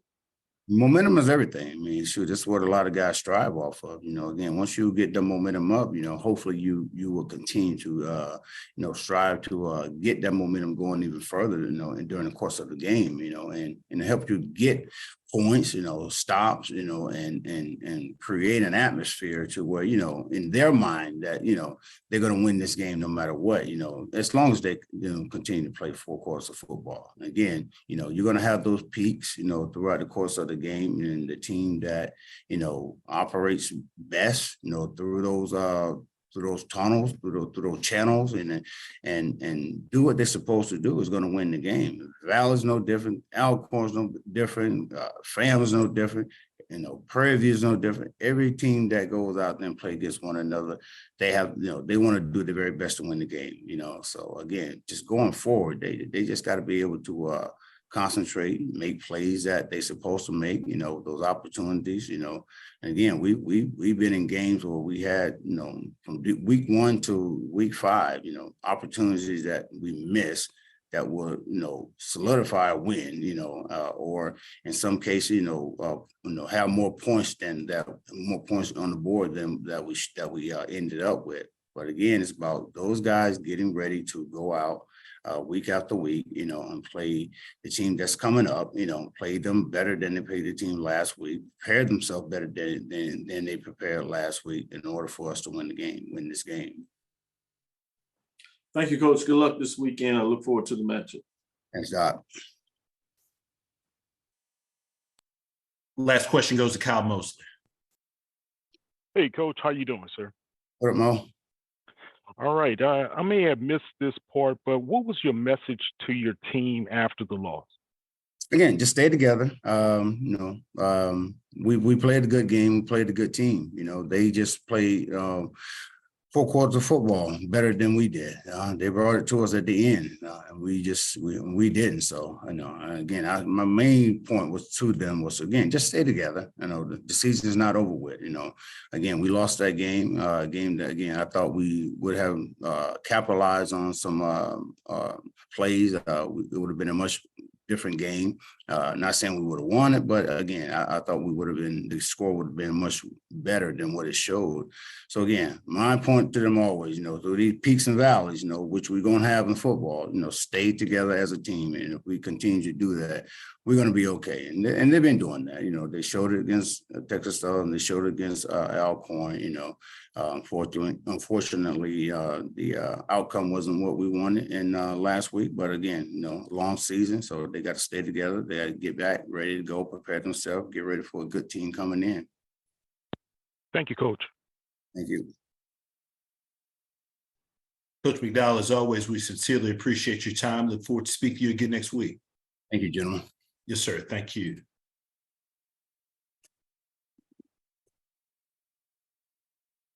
We'll now go to Southern University. Head coach Dooley. I do see that we have Coach with us. Coach Dooley, as always, sir, we sincerely appreciate you taking some time out of your schedule to join us. If you could please start us out with an opening statement, recapping your team's most recent road victory at Arkansas Pine Bluff. Yes, good morning. Had to take a visit down to Pine Bluff. I knew Coach Hamp has been having some close ball games. I know the team was going to be prepared to play, and it was going to be a tough outing. It has always been going against Pine Bluff, but fortunate enough, we got some things. We got off to a bad start, but didn't get off track. Just continued to go. Our defense kind of carried us a little bit, where the offense got on track and was able to put a couple of points up on the board, but still was a hard-fought contest to the end.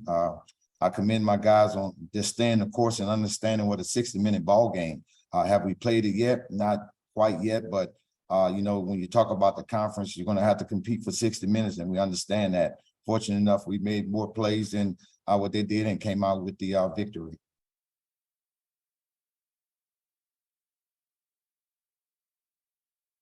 Appreciate those opening comments, Coach. First question goes to Keisha.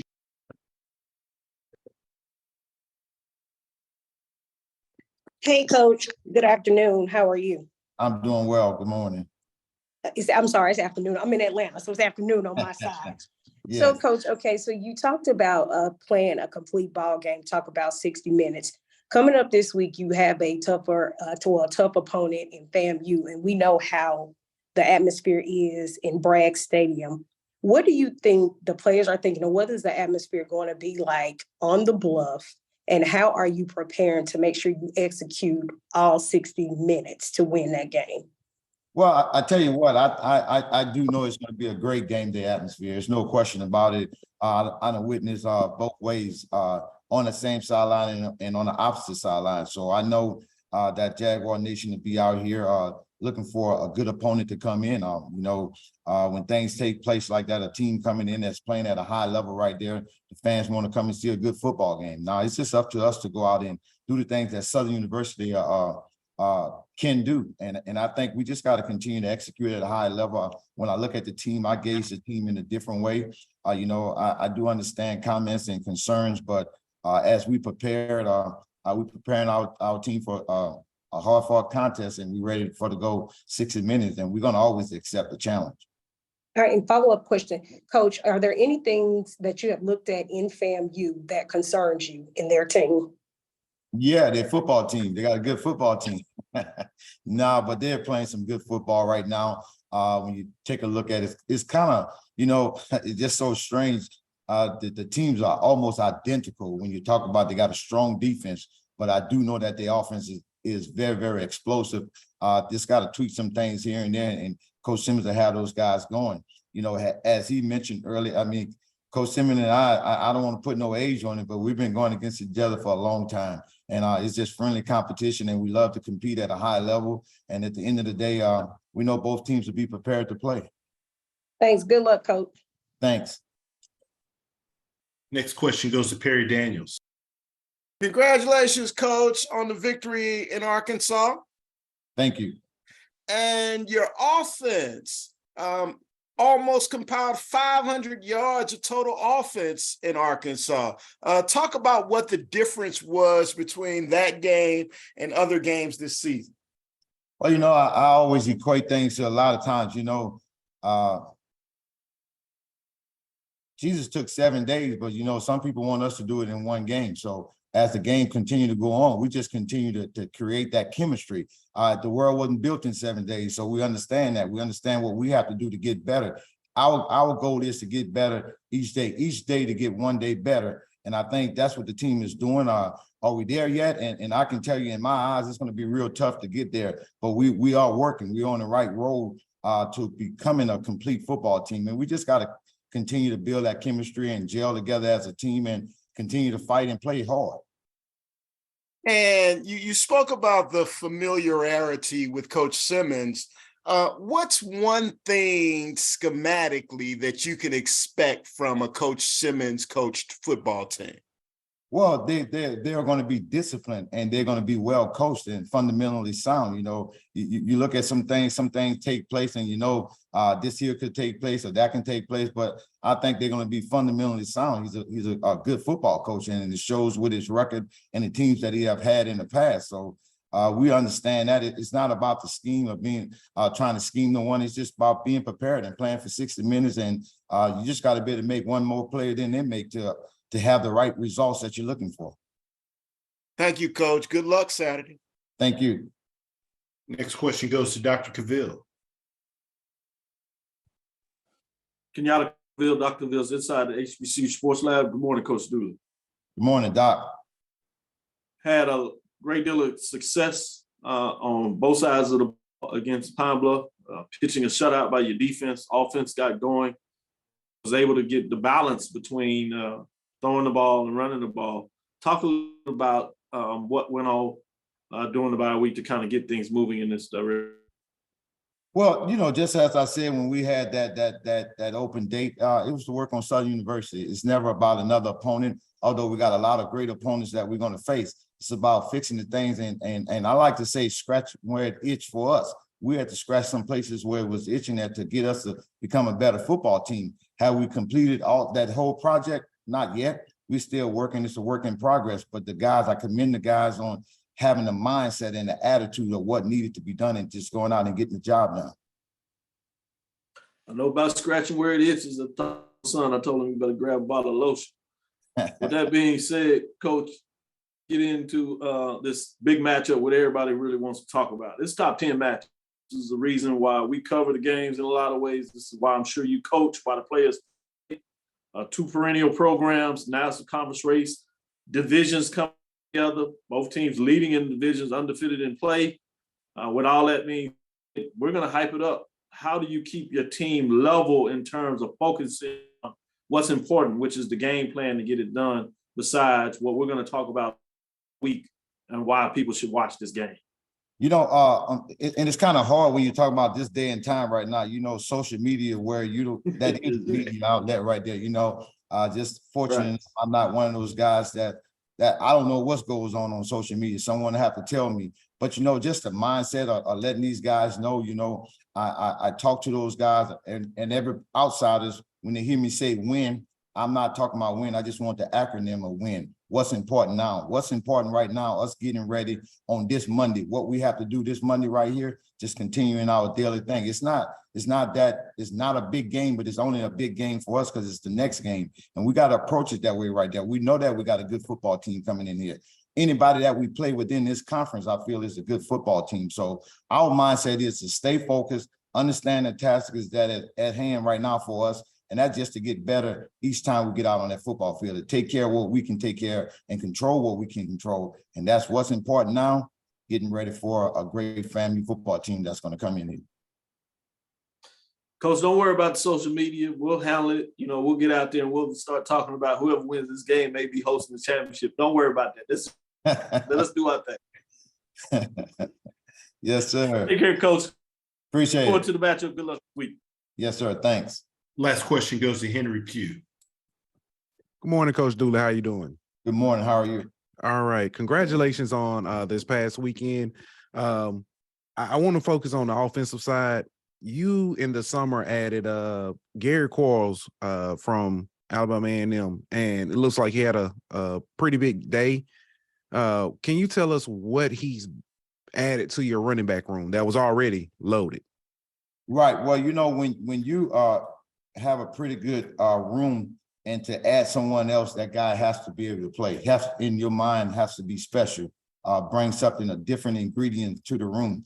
But when you talk about this young man, the other guys in that room has the same type talent that he has, but what he does have is experience. You're talking about a guy that's a fifth-year senior, that's a graduate student, that's been in the conference for a long time, that's been an all-conference running back, that has rushed for 1,000 yards. So when you bring a guy like that, you talk about the maturity part of it, that understand how to win and what it takes to win. So just the experience more than a talent. You know, everybody think, well, he was a great running back, that's why you want to know this. Just the mindset that he has, how he approaches. He approaches like he's a professional. And when you do those kind of things get contagious and it kind of rubs off. And I think he's done a great job. He's not very vocal, but in the last couple of weeks he has been, and that's where we brought leadership, you know, and experience. So he has a great deal to our room. And Coach, to piggyback off of that, you talk about leadership. Harold Blood, he's been able to maneuver the season and seems like to improve week in and week out. This past weekend, he threw for 90%, 18 to 20, 225. What is he, or how have you seen him grown throughout this season? Well, you know, he's getting seasoned. You know, he came in, hadn't really played multiple games. Guys hadn't had any film on him. So, you know, things take place, but the young man is a guy that understands it. And he understands that room. You know, I heard Coach Simmons talk about that quarterback room.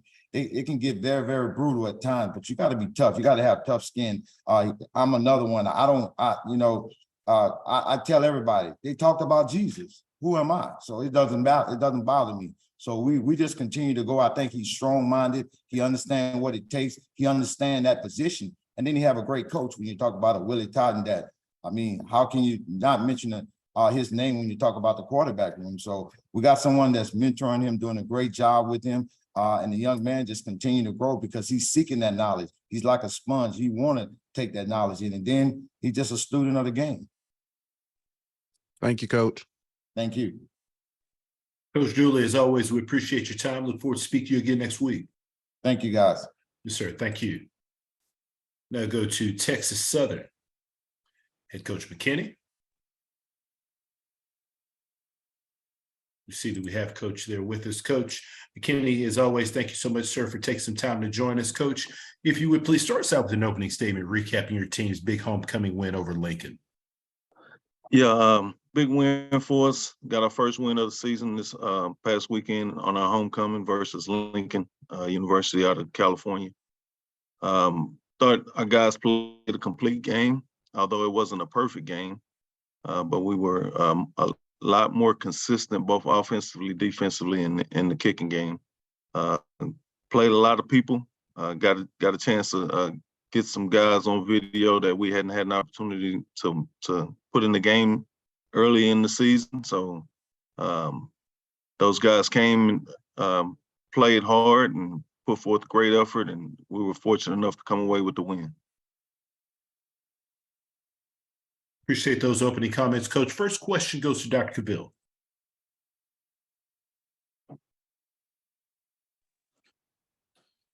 Kenyatta Cavill, Dr. Cavill's inside the HBCU Sports Lab. Good morning, Coach McKinney. Good morning, Doc. Congratulations on the win. I want to talk a little bit about some running backs here that really jumped off the sheet and got it done. Ladarius Owens, 13, 139, got in the end zone, and Ja'Cory Howard, 10 carries, 94 yards, and got in there 3 times. Talk about what they bring to the table and each of them and the dynamics that they bring to the table. Yeah, they're 2 totally different styles of running backs. Corey's a bigger, more powerful runner.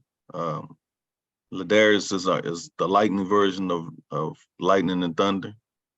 But those guys have a tremendous amount of experience. They've been with me since my first recruiting class. We trust them. They're great leaders. They work extremely hard. And then they know what to do with the ball when they got the ball in their hands. They're fighting for tough yards. Ladarius brings the element of being an all-purpose back, where Ja'Cory is more of a power back, a short yardage guy, a goal line. So you'll see Ja'Cory probably have more touchdowns, where Ladarius will have more rushing yards. With that being said, you go into your open week. It's been arduous schedule thus far in terms of some tough matchups. You talk about, I imagine some of this is going to be about heat a little bit, but besides that, or if that, you talk about a little bit of what your plans are for this open week. Going into the bye week? Yes. Yeah, I go for our bye week is one is to get healthy. You know, we played a tough schedule these first few games. I want to, get back as healthy as possible.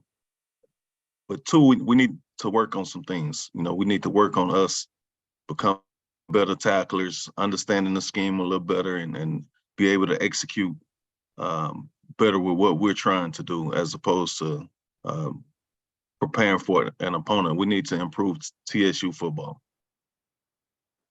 Thank you, Coach. Look forward to the following week, Matt, as you get on the road to Bethune-Cookman and Daytona Beach. Thanks. Thank you, Doc. Next question goes to Kyle Mosley. Hey, Coach, how you doing? Good. How's it going, Kyle? Good, good.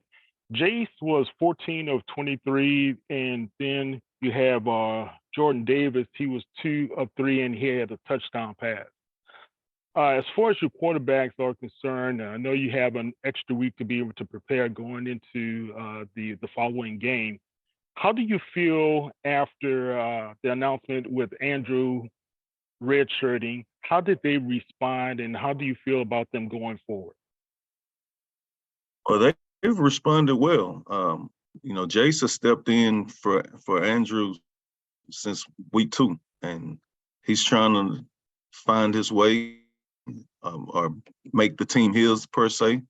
And he's out there doing what he started doing what a backup quarterback should be doing, and taking over and maintaining a certain level of play. But he's slowly making the team his. He was 14 for 23, I believe, with about 4 drops. And so he could have easily had a higher completion percentage in the game this past weekend. But he doesn't quite have the experience that we'd like. But that's why you play games. And so as long as he continues to improve and our O-line continues to protect him, we feel good about our quarterback situation. Okay, and talk about those drops. I know a couple of weeks ago you told me that was a concern from your receiving group. How do you correct that going into the bye week? Yeah, it's just something that we got to focus on. Got to work a little bit harder at. Just concentration and squeezing that ball when we get our opportunities and tucking it and putting it away. You got to have pride in being a pass catcher, and so guys got to work at it. And we're about to get after it here today and rest of this week. And that's one of the things that we have to improve upon. All right. Thank you, Coach. Thank you.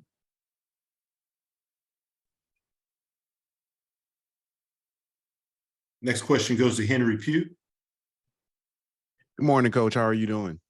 I'm good. How are you doing? Doing well, Coach. On Thursday evening, we received the news from Andrew about him being out for the remainder of the season. With that being said, Is he still around the program as far as, helping with the other quarterbacks and stuff, or is it kind of he has to be away with the health issue? No, he's definitely around. He's a part of the team. He's in every meeting. He's at every practice. He's just following his doctor's orders, and he was voted team captain, so he's been every bit of the team captain, and he's been a leader with the quarterbacks and coaching them up and showing them things that he sees when he's out there, and things, just giving them tips as he should.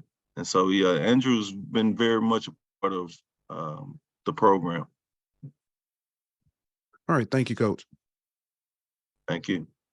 Coach McKinney, as always, we appreciate your time. Look forward to speaking to you again next week. Thank you for having me. Yes, sir. Thank you. Now go to Jackson State. Head Coach Taylor. Coach Taylor, thank you so much for taking some time out of your schedule, to join us. Coach, how y'all doing?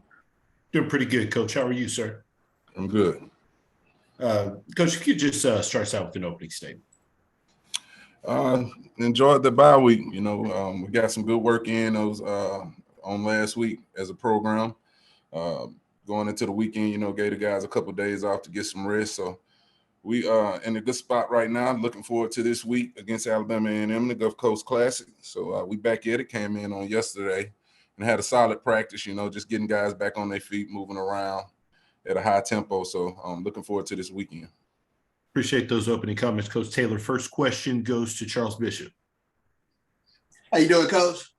Hey, what's going on, Chuck? I want to ask this question. You're obviously familiar with Quincy Casey, and it looks as though he's seemingly kind of turned the corner as a passer the past couple of weeks. But what has been your evaluation of how he's looked thus far this season? He's looked settled. He looks settled in the offense. Him transferring in there, it took him some time to settle in and get on the same page with the coaches there, the coordinator there. But he looks settled in as a quarterback, making good decisions with the football. I think he does a good job of aligning the people around him to make him look good as well, putting the ball in the correct spots. But very good quarterback, very good quarterback. We know we got to be on our A game when defending him this weekend. Sure thing. Quick follow-up, and I know a lot of times we ask questions in terms of what did you do on your bye week, but first time as head coach mentally, I mean, was there any sort of a downtime for yourself during the bye week? Oh, definitely. Definitely I got with the family a little bit, hung out with them, able to catch up with my kids, my wife and everything. So it was good. And also too, to just get some rest, to get some rest a little bit. We worked hard Monday, Tuesday, Wednesday of last week, and gave the players, some coaches some off time, going into that weekend. But it was good for us, with everything that went on the first half of this season. But, around about Saturday evening, I started getting that itch again. I was ready to get back to some football. Watched a lot of football, did a lot of recruiting too as well. A great time for us to get ahead in the recruiting game as well. Sure thing. Appreciate that, Coach. Thank you. Appreciate it, Chuck. Mm-hmm. Question goes to Henry Pugh. Hey, good morning, Coach. And I verified the time. It is still morning. So good morning. Good morning. How you doing? Doing good, Coach. Alabama A&M comes in this game extremely balanced, passing and running the ball. How have you guys planned to, I guess, take on that attack, not being able to, I guess you can say, single out one side or the other? We just got to be where we're supposed to be on the football field as a defense, and play hard with great effort. I want to get 11 hats to the football. Dwayne Taylor, their offensive coordinator, does a great job over there. He's been doing a great job as a coordinator, over the years, good offensive staff over there. But we got to be where we're supposed to be on defense, do our job, get 11 hats to the ball, and, allow our athletes to make plays. All right, Coach. And lastly, I want to ask you about your special teams. I know you had a few kickers that were banged up and a punter as well. Where you guys sit as far as health-wise with those gentlemen? Hopefully we get some guys back this week. I'll get with the training staff some more on today. We met briefly on yesterday about some guys and, just trying to get them upright and get them through the games, get healthy, continue treatment with those guys, and hopefully we can get them back on the field. It was a thorn in our side against the Bethune game when you don't have any kind of kicking game whatsoever. We're going for 2 points. Didn't have a kickoff person really out there that had been, was able to get some true work. So, we'll try to get those guys back on their feet and get going this week. All right. Thank you, Coach. No problem. Thank you. Next question goes to Dr. Cavill. It's Kenyatta Cavill. Dr. Cavill's inside the HBCU Sports Lab. Here on the cusp of it. So good morning, good afternoon, whichever one you want to take. Right at it. Cool. Just wanted to say, it's amazing when you think about the coach's life. Fascinating to say that you got a chance to spend some time with your kids. We take it for granted. So thanks for doing what you do. With that being said, let's get into this action. It's a big matchup in the East. In terms of the seeding, obviously, you still want to focus on ability to stay in the race. And to do that, it's better to do it from a wins perspective. Also. Yeah. A lot of that we'll talk about from a media perspective, but focus on Alabama A&M's Bulldogs. Obviously, you talked about their offense, but what about defense? How do you look at what they do on defense and what ways they attack? They got some big guys on the defensive line on the inside up, and they're 2 big D tackles that play well for them. Second level, third level of the defense really flies around, and they do a good job of getting turnovers. We've been emphasizing that we got to protect the football against a group like this and not give their offense too many opportunities on the field. But we just got to be better on the little things like third down, red zone. We get those opportunities to extend drives and score points. But just definitely don't want to turn the football over. Go out there and execute, and don't put too much on our offensive guys' plate, and allow these guys to make plays going into this weekend. Neutral site game in terms of conference game. What is your overall thoughts about playing neutral site for a conference game? I ain't gonna say what I'm thinking, but it is what it is. It's a conference game for us. Coach. Give me another season, then I'll let you know. But nah, yeah, Let me ask you more. Played last year. Say it again, Doc. I'm sorry. Go ahead. Follow. I'm sorry. Oh, okay. But no, it was a great atmosphere on last year. We got over there, Gulf Coast Classic. Mobile did a great job of laying out the red carpet with the banquet, everything when we pulled up there. The thing that was pleasing too, also a great turnout. Jackson State really showed up in that game on last year, and we're expecting the same things this year. But regardless for us, again, it's the next one on the schedule. Like you said, an Eastern Division opponent. So we got to be ready to play and, put all the other stuff to the side. Like I always say with those classics, the pageantry and stuff is really not for us. It's up to us to go out here and execute and, be the best football team on the football field that day. Thank you, Coach. Look forward to the matchup. Thank you. Appreciate it, Doc. Thank you. Next question goes to Jay Keith. Hey, Coach, it's JT. Can you had another week with Leonie Armenta. Can you talk about her progress and if you plan on maybe using her again? We'll see how she does this week. She's I think the week before she didn't have like a couple of days of work of going into that game.